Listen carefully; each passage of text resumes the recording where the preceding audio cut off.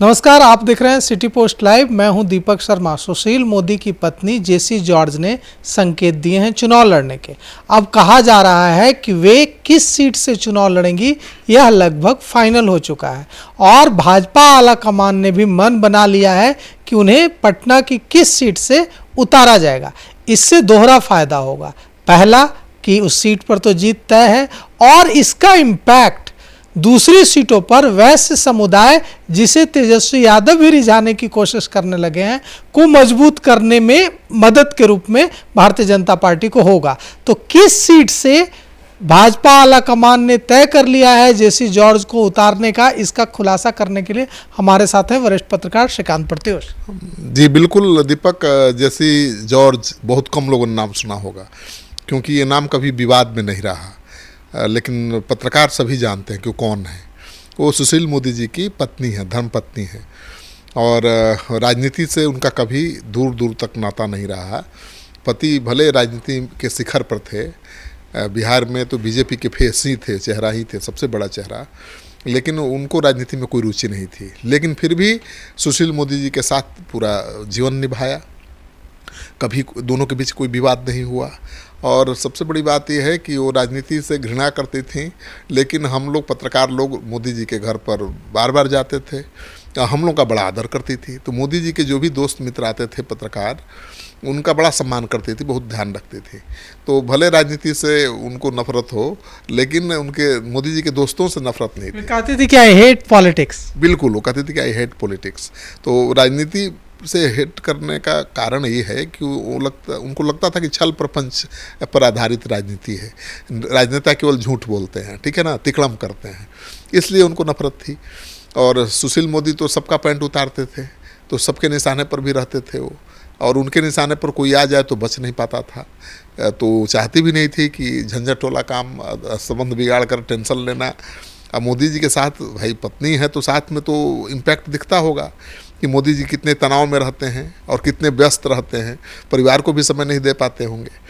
तो मुझे लगता है कि उन्होंने जब इच्छा जाहिर कर दी है कि पार्टी अगर मौका देगी तो मैं लड़ूंगी चुनाव, तो पार्टी ज़रूर देगी, क्योंकि उनको उनकी इच्छा ही समझ जाइए उनका डिमांड है। कहा जा रहा है कि इस पर भाजपा आला कमान, भाजपा नेतृत्व ने भी मन बना लिया है कि उनको किस सीट से उतारना है।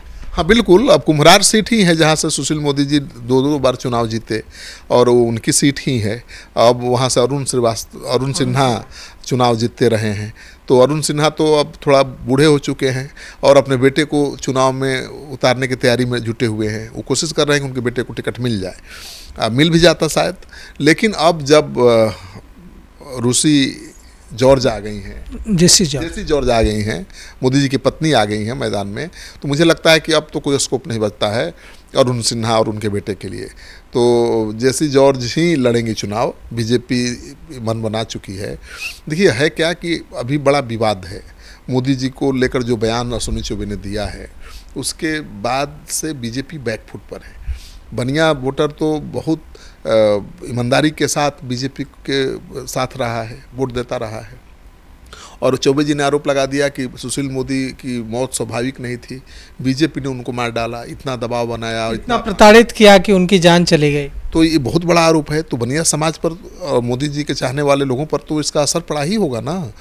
तो अगर बीजेपी उनकी पत्नी की इच्छा पूरी कर देती है चुनाव लड़ने की, उनको लड़ाती है, तो एक तो फ़ायदा है कि सीट तो निकलेगा ही निकलेगा, और दूसरा फ़ायदा ये होगा कि बनिया कम्युनिटी में एक अच्छा मैसेज जाएगा। और क्रिश्चियंस कम्युनिटी से वो आती हैं, तो उस समुदाय को भी एक तरह से प्रतिनिधित्व मिल जाएगा। तो एक तीर से कई निशाने साध सकती है बीजेपी। तो मान कर चलिए कि अरुण सिन्हा जी का पत्ता इस बार साफ है और जेसी जॉर्ज ही चुनाव मैदान में कुम्हरार से नज़र आएंगी। और जो भी उनके खिलाफ लड़ेगा, चाहे वो आरजेडी का हो, जनसुराज का हो, उसकी मुश्किल बढ़ने वाली है, क्योंकि अरुण सिन्हा तो भाई लगातार वहाँ से जीत रहे थे। लेकिन अब एंटी इनकम्बेंसी फैक्टर भी तो कोई चीज़ होती है, और इसीलिए इस बार महागठबंधन की बहुत तैयारी थी। जनसुराज की उससे कुम्हरार को लेकर, कुम्हरार पर जनसुराज की भी बहुत तैयारी है, लेकिन क्योंकि उनको लगता है कि एंटी इनकम्बेंसी फैक्टर है, इसका फ़ायदा उठा लेंगे। लेकिन जब जैसी जॉर्ज आ जाएंगी तो एंटी इनकम्बेंसी फैक्टर काम नहीं करेगा। मोदी जी को लोग याद करके उनको वोट देंगे, सहानुभूति का लाभ। सहानुभूति का भी लाभ मिलेगा। और वो पढ़ी लिखी हैं, बहुत योग्य हैं, विवादों से कभी कोई नाता नहीं रहा उनका। बड़े बड़े नेताओं की पत्नियां क्या करती हैं, बच्चे क्या करते हैं, आपको पता ही है। लेकिन सुशील मोदी के बच्चे और पत्नी का नाम कभी चर्चा में नहीं आया। इतना दिन शीर्ष पर रहे, डिप्टी सीएम रहे भाई 2005 से 13 तक, और बीजेपी के सबसे बड़े चेहरे थे, लेकिन कभी विवाद में उनका परिवार रहा नहीं।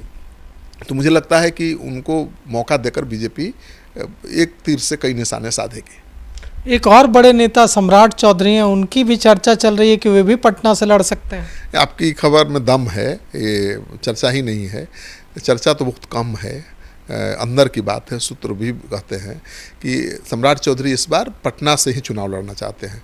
तो एक दूसरे बीजेपी विधायक की कुर्सी भी अब डिगने वाली है, क्योंकि एक सीट पर तो अब लड़ेंगी जेसी जॉर्ज, सुशील मोदी की पत्नी, कुम्हरार से। सम्राट चौधरी किस सीट से लड़ेंगे अभी उन्होंने क्लियर किया नहीं है, लेकिन उनकी इच्छा है कि पटना से चुनाव लड़ा जाए। और पटना में तो उनकी जाति के अच्छे खासे वोटर हैं, और बीजेपी के तो सबसे बड़ा नेता आज की तारीख में सम्राट चौधरी ही हैं। बीजेपी के फेस कह सकते हैं, मोदी जी के बाद बीजेपी के चेहरा तो सम्राट चौधरी है, डिप्टी सीएम है। बीजेपी उनको ही आगे कर चल रही है। हाँ बिल्कुल, क्योंकि अभी तो पूरे देश में अति पिछड़ा और पिछड़ा दलित की राजनीति चल रही है, तो बीजेपी कैसे इग्नोर कर सकती है। तो बीजेपी का पूरा फोकस है। पहले तो बीजेपी नीतीश कुमार के भरोसे रहती थी, अति पिछड़ा को लेकर कोई अपनी तरफ से कोशिश नहीं करती थी। अति पिछड़ा को टिकट देना हो, चुनाव लड़ाना हो, वो जेडीयू के नेता करते, नीतीश कुमार करते थे। लेकिन अब बीजेपी नीतीश कुमार पर भरोसा नहीं कर रही है पूरी तरह से। वो अपना भी अपने नेताओं को उतार रही आगे, जैसे कृष्ण कुमार, मंटू पटेल, इंजीनियर सुनील, और अब सम्राट चौधरी को भी उसने बड़ा चेहरा बनाया। ये तो माना जा रहा था कि बीजेपी की सरकार बनेगी तो सम्राट चौधरी ही सीएम होंगे, और मुझे लगता है कि वो स्वाभाविक उत्तराधिकारी हो सकते हैं नीतीश कुमार का, क्योंकि भाई लौकुश समीकरण से आते हैं, स्मार्ट हैं, बोलना जानते हैं, और एक आक्रामक तेवर जो होता है नेता का वो लोगों को पसंद आता है। और ख़ासतौर पर दलितों को अपना आक्रामक नेता ही पसंद है। अति पिछड़ों को भी समझदार और अति माने आक्रामक रुख वाला नेता चाहिए, जो उनके हक, हुकूक, मान सम्मान के लिए लड़ सके। तो सम्राट चौधरी की वो पहचान बन चुकी है। तो पटना की 2 सीटें बीजेपी कंफर्म हो गई, सिटी विधायकों की कटने वाली है टिकट।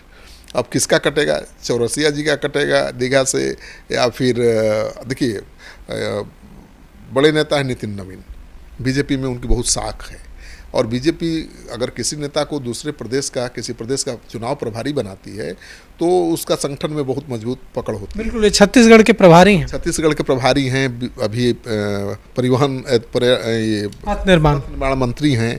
कितनी उनकी अहमियत है बीजेपी में आप समझ सकते हैं। तो उनका टिकट तो नहीं कटने वाला है। तो टिकट 2 ही सीट पर खतरा है, अरुण सिन्हा के सीट पर और चौरसिया जी के सीट पर। अब देखिए क्या होगा, कहना बड़ा मुश्किल है, क्योंकि सम्राट चौधरी का क्षेत्र और भी है, खगड़िया है, जहाँ से उनके पिता, जहाँ से सम्राट चौधरी चुनाव जीतते रहे हैं, वहीं से राजनीति करते रहे हैं। लेकिन इस बार उनकी इच्छा है कि पटना से ही क्यों न लड़ा जाए भाई। अच्छा, पटना से लड़ेंगे तो फ़ायदा भी होगा उनको और पार्टी को भी, क्योंकि पटना में ही रहना है। चुनाव जीतने के बाद, सरकार बनने के बाद तो पटना में ही रहना है, तो ज़्यादा से ज़्यादा समय पटना में वो दे पाएंगे अपने लोगों के बीच, वोटर के बीच, और सरकारी कामकाज भी आसानी से निपटा पाएंगे। नहीं तो खगड़िया जा कर के लोगों के बीच समय देना, फिर सरकारी जो ड्यूटी है उसका निर्वाह करना बड़ा मुश्किल हो जाता है। तो सम्राट चौधरी तैयारी कर रहे हैं पटना से चुनाव लड़ने का। किस सीट से लड़ेंगे अभी तक उन्होंने पता खोला नहीं है, लेकिन हम पहली बार आपको बता रहे हैं, किस पब्लिक डोमेन में नहीं है खबर, पहली बार कि सम्राट चौधरी को पटना से चुनाव लड़ाने की मांग हो रही है पार्टी की तरफ से भी। तो मन बना चुके हैं, लेकिन कहा जा रहा है कि नीतीश कुमार तो चाहते हैं खगड़िया से लड़े, लेकिन ये तय तो बीजेपी करेगी, नीतीश कुमार तो करेंगे नहीं कि सम्राट चौधरी कहाँ से लड़ेंगे। तो सम्राट चौधरी लड़ सकते हैं, जैसी जॉर्ज सुशील मोदी की पत्नी चुनाव लड़ सकती हैं कुम्हरार से। तो 2 विधायकों, सिटिंग विधायकों का टिकट कटने वाला है इस बार। और इस बार पटना का चुनाव काफ़ी दिलचस्प होने वाला है, क्योंकि बीजेपी के विधायक तो लगातार चुनाव जीतते रहे हैं, तो एंटी इनकम्बेंसी फैक्टर भी तो काम करेगा भाई।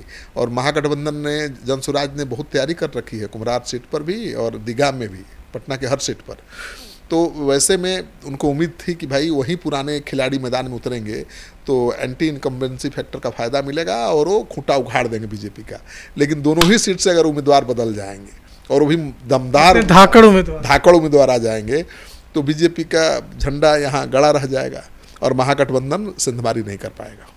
तो बड़ा दिलचस्प होने जा रहा है इस बार पटना का चुनाव, क्योंकि विपक्ष को, राष्ट्रीय जनता दल को और जन सुराज को एंटी इनकम्बेंसी का भरोसा था कि अगर रिपीट करेगी प्रत्याशियों को भाजपा तो एंटी इनकम्बेंसी के सहारे हम चुनाव जीत सकते हैं।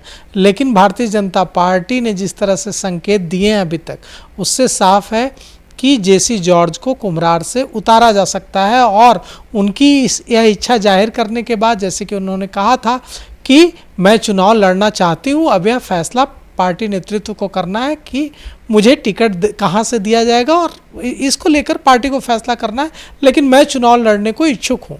तो अब जो भाजपा सूत्रों से, भाजपा पार्टी के सूत्रों से खबर आ रही है, उसके मुताबिक कुम्हरार से उनको उतारा जा सकता है और सम्राट चौधरी को भी पटना की किसी सीट से चुनाव मैदान में उतारा जा सकता है। तो फिलहाल इस खबर में इतना ही। आगे की खबरों के लिए देखते रहिए सिटी पोस्ट लाइव। शुक्रिया।